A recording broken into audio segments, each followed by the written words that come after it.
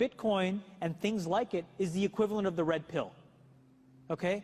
We are entering a completely world of uncharted water right now. Have you made any investments in Bitcoin? So, I mean, I personally, I own Bitcoin in my hedge fund. I own Bitcoin in my fund. I own Bitcoin in my private account.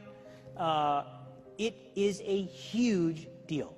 It's a huge, huge, huge deal.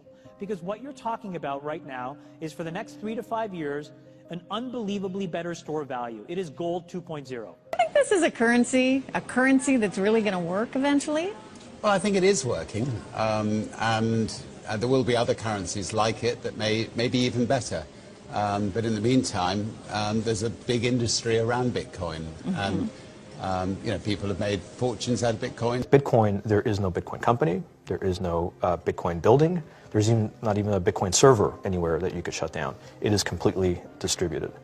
That's what's unique about Bitcoin. It is, for the first time, a way for the two of us to exchange value online without a third-party intermediary. Until the invention of Bitcoin, for you and me to exchange money online, we had to employ a third party, like PayPal, like Visa, like MasterCard, right? And we live in the 21st century. If we want to have a video call to China, we can do that for free.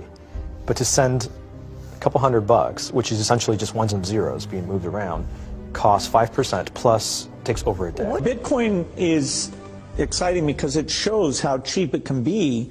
Bitcoin is better than currency in that you don't have to be physically in the same place, and of course for large transactions currency can get pretty inconvenient. You'll see Bitcoin trading at 1,000, 2,000, 5,000, 10,000. Rick Falkvinia does an excellent analysis. He predicts that Bitcoin will capture between 1 and 10% of the global Forex market, which implies a price of between $100,000 to $1 million per Bitcoin.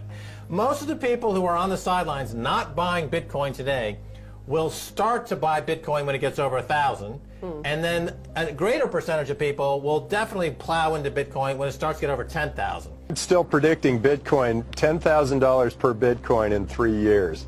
Casares, he's the CEO of Xapo, which is a Bitcoin wallet and Bitcoin vault. I think it's mostly a very positive thing. I think we're going to see ups and downs like with any other emerging technology, but I think Bitcoin is here to stay, and it makes sense that it be taxed and treated like any other. So let's make a bold call here. In 10 years, what do you think Bitcoin will be worth? One Bitcoin? Between $500,000 and $1 million. A lot of people are just seeing the charts and thinking, how high will it go? What I'm doing is counting backwards. I mean, this is a transactional currency, and it is a store of value. As such, it is a product and a service competing on a very tangible market for stores of value and for transactional currencies.